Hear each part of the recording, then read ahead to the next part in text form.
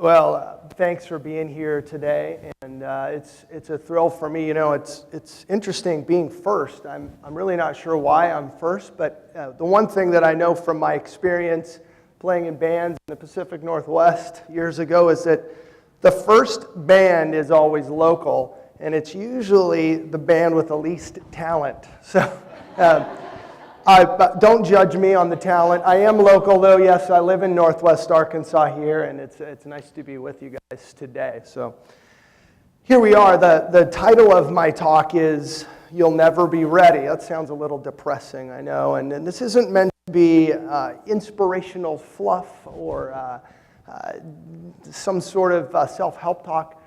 Really, this is just a description of kind of the way that I've pursued business throughout my career and some of the experiences that I've had. But there are also some practical steps in embracing the idea of not being ready that I'll share with you. And so we'll get right in.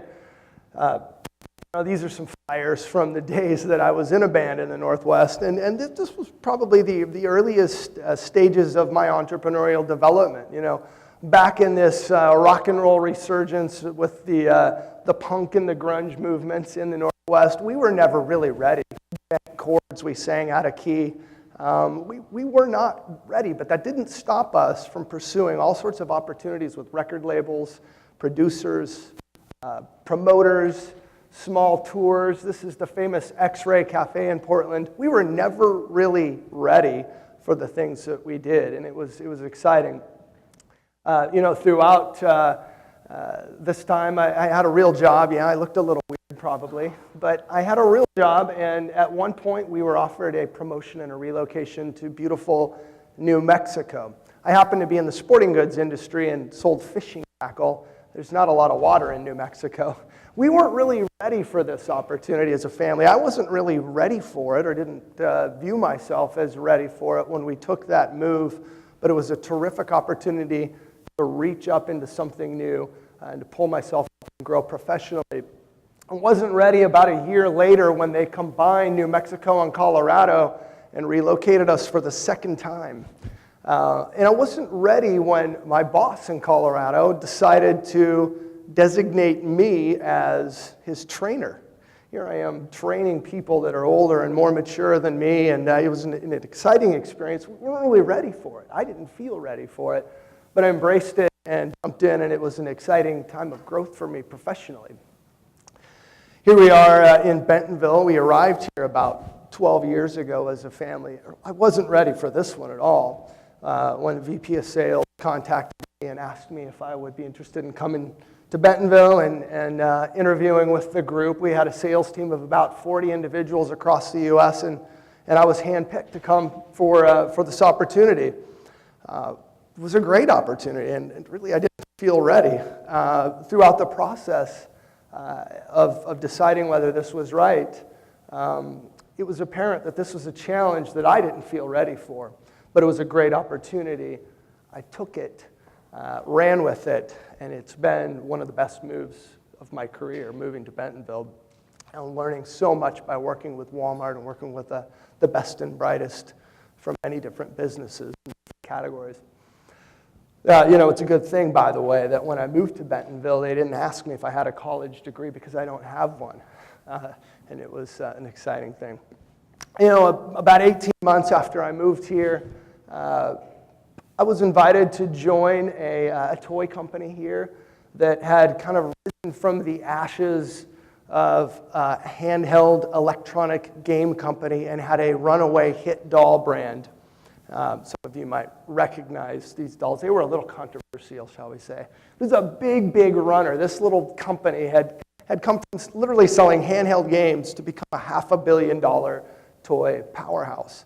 It was a terrific opportunity, one that I savored and enjoyed and really grew through quite a bit. This is another one, guys. I know I'm sounding like a broken record. I was not ready for this. It was a challenge. I wasn't sure that I could handle it. Jumped in, and it became a great thing in my career, a great growing moment, and we did great things with that business. And I wasn't ready about 18 months later when that position was eliminated. You see, we were involved in an acquisition. We bought a very big brand in the toy space that had some salespeople that were more ready than I was. Some seasoned sales professionals. After all, I was kind of a junior guy, keep in mind. And these guys, we had a house full of salespeople. My position was eliminated. A little bit scary. I wasn't ready for that. Thankfully, though, that job ended on January 30th. I'm sorry, December 31st. I'll get this right. And my new job began the next day, New Year's Day. It's a good thing because I really was not prepared for an extended job search, really wasn't ready for it. And frankly, at this point in time, recruiters didn't know what to do with me. Not having a college degree, being relatively new in Bentonville for the past 3 years. So it was a great opportunity. So moving right along here, this led to what I consider to be a pivotal moment in my career. So even then, my move to Bentonville. And that was a move to a very small and entrepreneurial group based in St. Louis, a little toy company that did $20 to $25 million in sales every year with a variety of customers across the U.S. Great opportunity, small entrepreneurial bunch. And ultimately, we ended up being relocated. I'll explain the hamburger in a minute. I got ahead of myself. This little company was a blast. What I wasn't ready for in joining it was 6 months later, our chief operating officer left the company kind of abruptly, which left a huge vacuum. Now, keep in mind, we were kind of small, and a lot of that stuff was easy to manage based upon my experience, so I jumped in and began to manage a lot of the things that our COO managed at the time. It was a good growth opportunity, something, again, I wasn't ready for, something I certainly didn't expect, but something that I did and did fairly well, I think. So our business grew from about $20 million, $24 million to be more specific, to over $550 million over the course of 3 years. And look, the reason I use the burgers as an example, it's like going from eating one burger at lunch on Wednesday to eating 24 the next day. And it was something that, it's a very unusual circumstance. It happens in the toy business sometimes, and it was an exciting opportunity, but eating all those burgers, it made us sick, figuratively and kind of literally as well. So it was a great opportunity, a great growth opportunity that we didn't feel ready for. But we jumped in, we grabbed it, and it was a terrific experience. All right, so fast forward a little bit. As we're growing this company and a lot of great things are happening, I had this itch inside to try something new, to do what I had done for others for myself, and to handpick a team and grow it, and grow a business that lasts. And so I did something that was a little wild. I actually got bought out of my contract at this company and went on to form what is Redwood Ventures today. While I was doing this, of course, we didn't have a lot of capital. We didn't have any capital. There were no promises for a salary at this point. There was only a business plan on paper. No funding partners, no safety net. It was a wild time. So as a plan B, I pursued opportunities with suppliers or with video game companies, other toy companies. And you know, some of those might have been a great fit, some of them might not have been. I ended up not taking any of them. And I think that I perhaps would have taken something safe that I was absolutely ready for, and I'm certainly glad that none of those opportunities came to fruition. Redwood Ventures was formed and founded, and I credit a lot of this with a very inspirational moment as I visited with a venture capital group in St. Louis. And here's the principal. His words to me as he expressed some concern about whether or not I was ready, whether I really had what it took, whether I could make this happen, was don't wait until you're ready. He really captured this essence of not being ready. And he said, start now, because if you don't start now, the potential is you'll never get started. And so, very shortly thereafter, we had rounded up capital. We had gotten a group of international and American funding partners together. They voted unanimously to form Redwood Ventures, the company that we are today. And my wife's great advice to me was, well, I guess it's time to drop in, as you can see on the screen here. That's not me, though I wish it was. I wish I could do that. But it was time to drop in. Ready or not, it was time to go, and that's what we've done. Here are a couple of great quotes that I think really capture this concept of acting before we're completely ready. Emerson very eloquently said, we're always getting ready to live, but never living. It's a good one. Edison said, if we did all the things we're capable of, we would literally astound ourselves. I think we limit ourselves more than anybody else's outside influence having limiting effect on us. And Seth Godin, a great marketing mind, said, stop waiting and whining and stalling. The outcome is still in doubt, but it's clear that waiting just does not pay. This is very true. So there's nothing like starting now, and that's what you really need to do. By now, you probably know that last year was a record year in the airline industry. Something like 3 billion people flew. It's a wild number, but there were 3 billion people that traveled by air last year. Remarkable. And by the way, it was the safest year that of air travel per capita that we've ever experienced. Very, very interesting, isn't it? But back in 1903, I have a feeling, here's the thing, they were not ready to be first in flight. They were first in flight. But you might also not know this, I didn't until I really researched it, they were also first in fatal flight. Because Orville Wright in 1908, flying their experimental military aircraft, actually crashed and killed one of his passengers. We don't hear a lot about that. All right, so you've heard me say, I'm not ready, don't wait until you're ready. Okay. You're probably tired of hearing that by now. So let's get with it, let's get kind of practical. That's what we'll do. But first, let's identify a little bit of what might hold you back. And I'll talk about me from my perspective. Sometimes what's held me back is worry. I don't know what this little guy has to worry about already, but he's obviously kind of stressed out. The fact is that we all deal with worry. It's something that we have to address in our lives every day. Corrie ten Boom is a very notable Holocaust survivor and a great thought influencer. She said, worry doesn't empty tomorrow of its sorrows, it empties today of its strength. It's very true. Here's another fact on worry. Dale Carnegie, this is a very entertaining statement. Remember, today is the tomorrow you worried about yesterday. That's another good one. And you know, Dale Carnegie was a very practical thinker too. He had a very clear plan for dealing with worry. Identify the worst that could happen. What's the worst thing that could happen? Identify that. Choose to accept that it could happen. It could happen. Accept it. And then develop a plan to avoid it and work that plan every day. These are big, big ideas. And I think that we need to apply them as it relates to worry, not only in our professional lives, but also in our personal lives. Here's an idea that I have about interpreting Dale Carnegie's principle about worry into the business world. Identify the worst thing that could happen to your business, to your launch, to whatever you're trying to take to market, to that new program, whatever it might be. What's the worst that could happen? Accept that it might come to pass, would be step 2. Accept it. It's a good possibility that number 1 could happen. Number 2, accept it. And number 3, build and work a plan. I've broken that plan down into 3 different elements. Qualifying your project's value.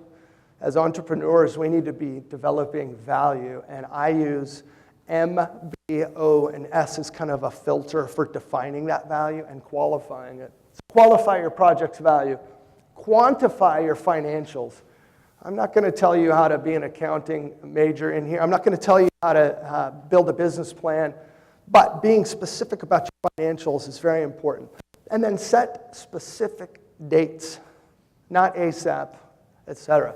All right, so we'll get into this a little bit here more deeply here. So identify the first thing was to identify the worst thing that could happen. Well, the worst thing that could happen is that you could fail, and you probably will. At least once or twice. I know I have. In fact, multiple times. This man, his first invention was a rice cooker, and he sold a whopping 100 pieces because it burned rice rather than cooking it. This is Akito Morita, the founder of Sony as we know it today.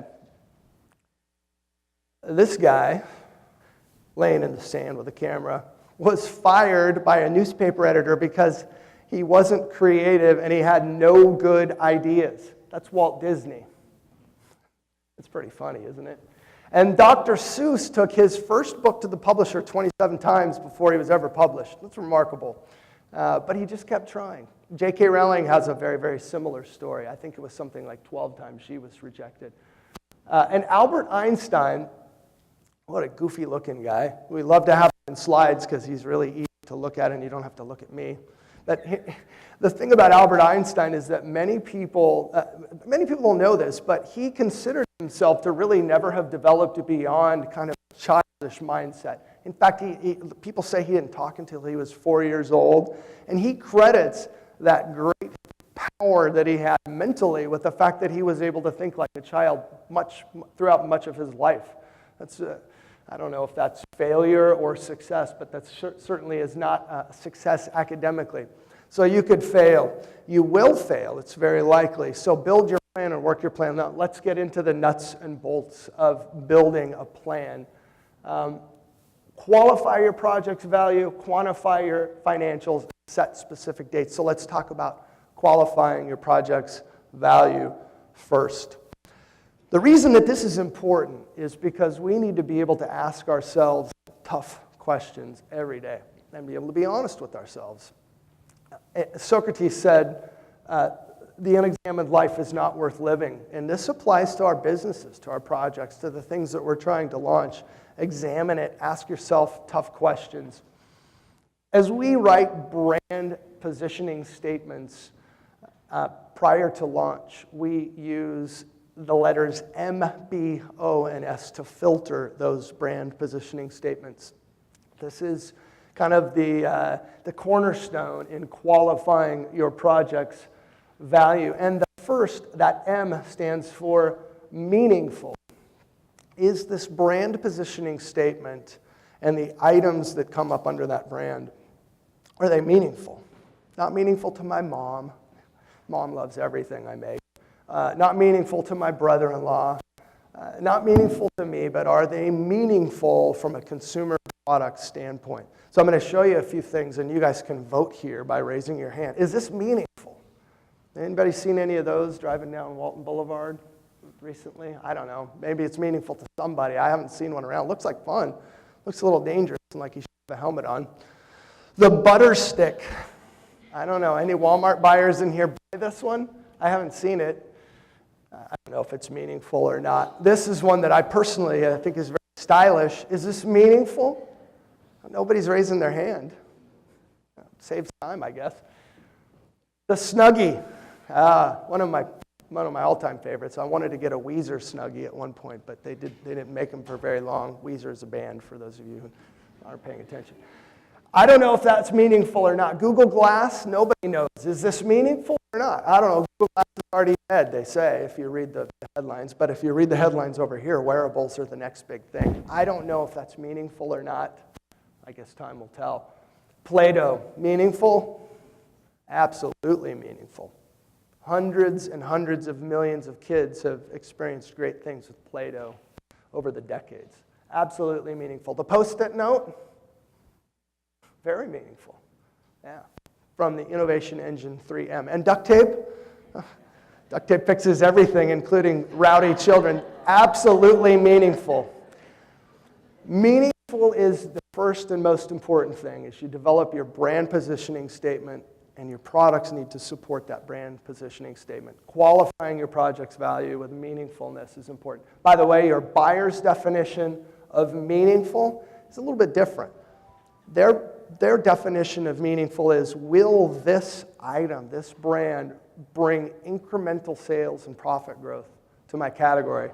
Not, can it replace something I've got there and do equally well? Oh, this is a neat item, let's try it. This is all about growth. So meaningfulness to your customer means incremental growth. Believable. This is the second in the MBOS.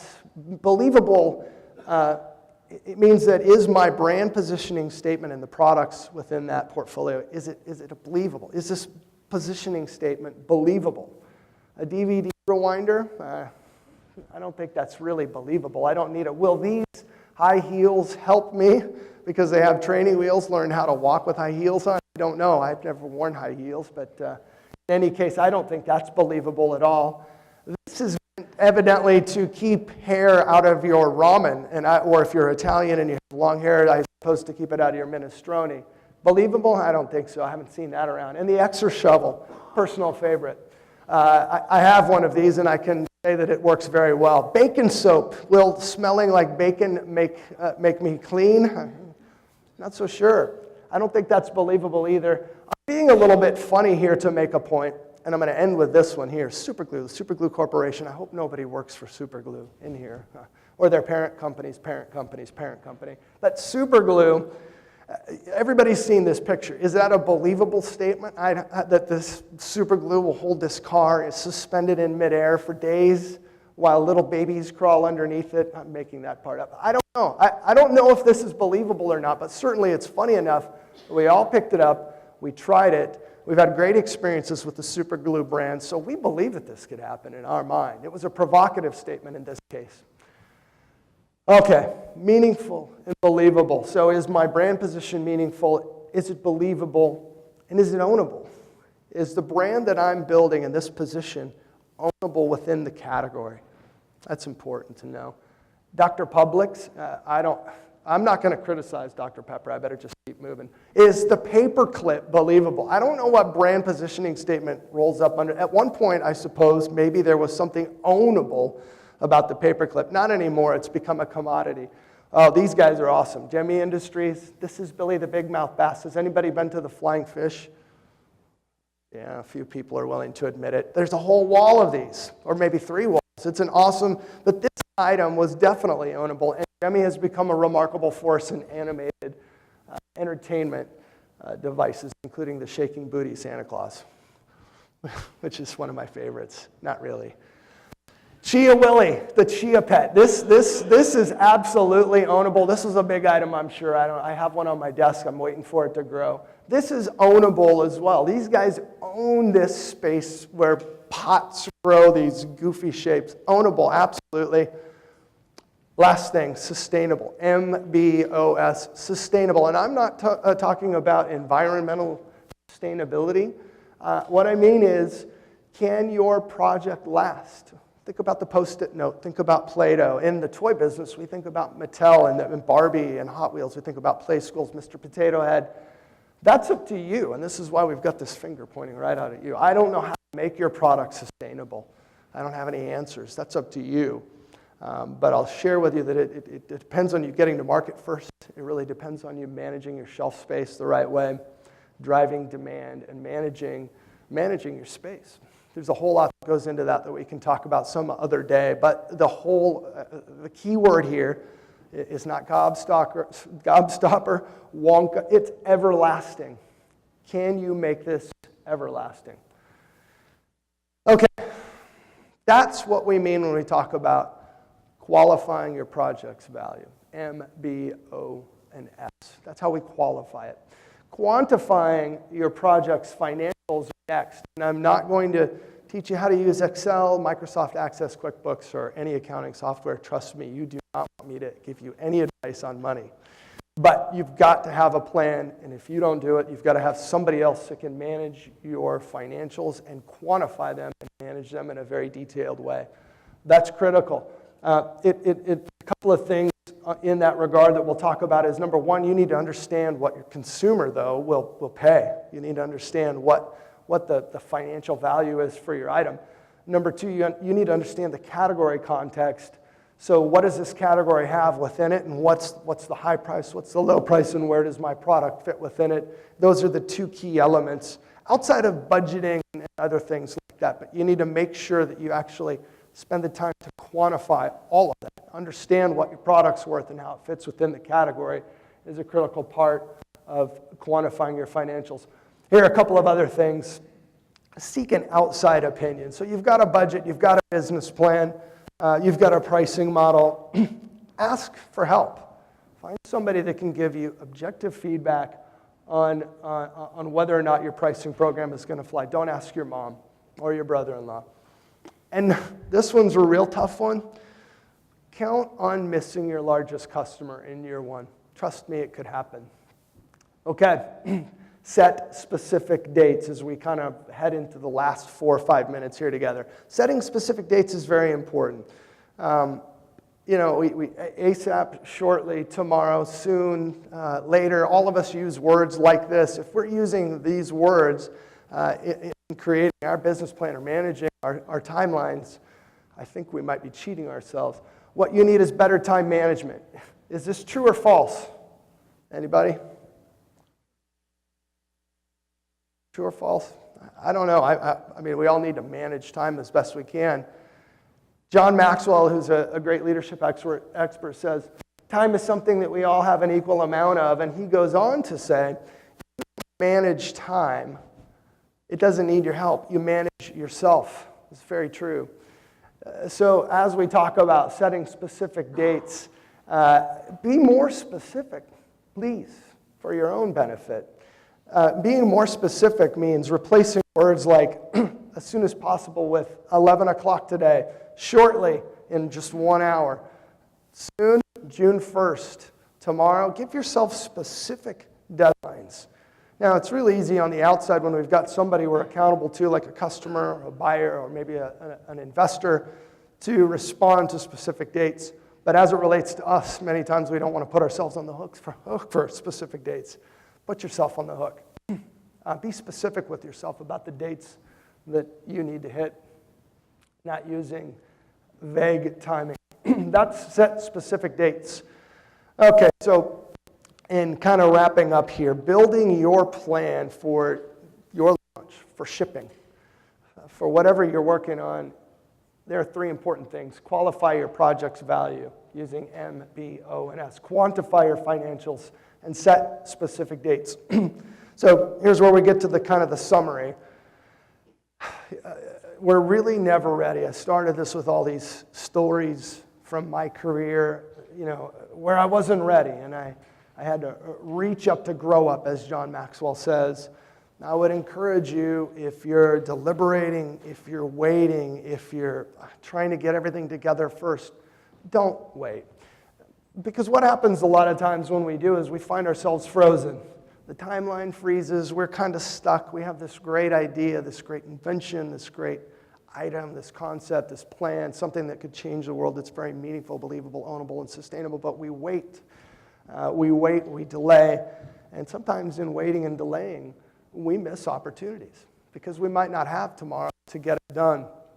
And as Dale Carnegie said, this plan for dealing with worry, identifying the worst that could happen, accepting that it could happen, really accepting it in our hearts, and then developing a plan to avoid it and working that plan every day. Very, very important. It applies to the business world. That's it. And I thank you for your time. I've been instructed to stay up here for 1 minute and 13 seconds more, so I can take a couple of questions if you want, Kelly. Any questions, comments, insults? By the way, feel free to email me at the email address above.